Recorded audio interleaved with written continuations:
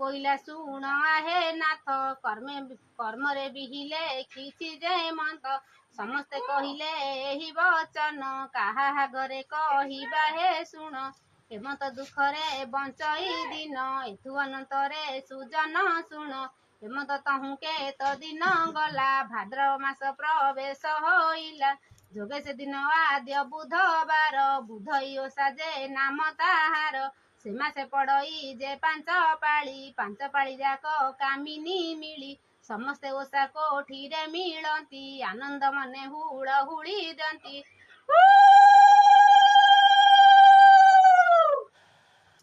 सुना चांगुडारे दरब भरी आनी थोइले समस्त कुमारी हेतु अंते शुण सुजन जन बुधई ओषार विधि विधान दीपावली जाक आगे थइब जानिबा लोक जे गीत गाइब जेउ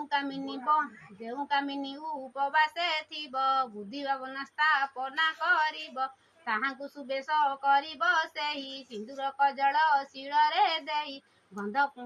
चंदन तांकु नेई देव शिଳରେ नेई स्थापना करिब गुआ गोटिए जे रखिब ताही बुद्धि भावनाकु स्थापिब सेही आनंद मनरे कथा शुणिब आनंद मने हुड़हुड़ी देव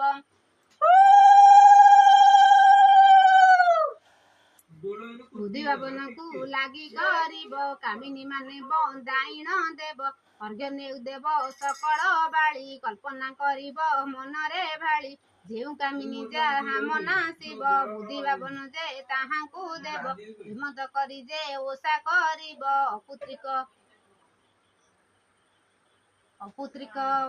अपुत्रिक जन पुत्र पाइब अंध होइथिले चक्षु पाइब कुष्ठ होइथिले भल होइब हिमंत ओषार विधि सारिले कामिनी माने बाहार होइले हुड़हुड़ी शुणी साधव नारी आंटुकुड़ा कथा मनरे धरी सखीकु चाहि बोइला वचन ए ओषाकु कले केवण गुण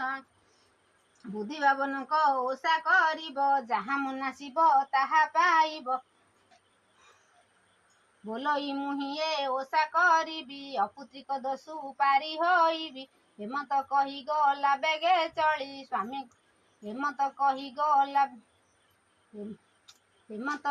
बेगे चली गला स्वामी को आगरे जाई कहिला सासु बोइला आलो साधवाणी ओषा जेबे तू करिबु पुणी अपुत्रिक दोषु पारी होइबु बुधई चरणे सेवा करिबु सेहिटारु ओषा कलाक पुणी बुद्धि भावनकु सुमरे पुणी बुद्धि भावनकु मनरे धरी सेही दिन गर्भ होइला नारी 10 मास जहु होइला पूर्ण जात होइला एकई नंदन अपुत्रिक दोष ताहार गला ओषा करिण से पुत्र पाइला ओषाकु जेउ नारी करिबे रूपे से माने पुत्र पाइबे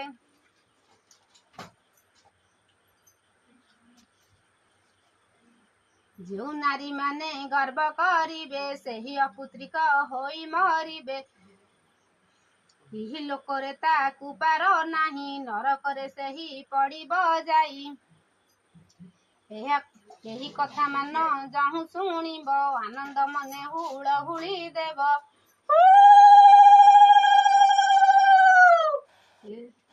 ओषा गोटिक जहु करिब जहा मनासिब ताहा पाइब प्रथम छांद होई गला शेष भवे भणिले गोपीनाथ दास।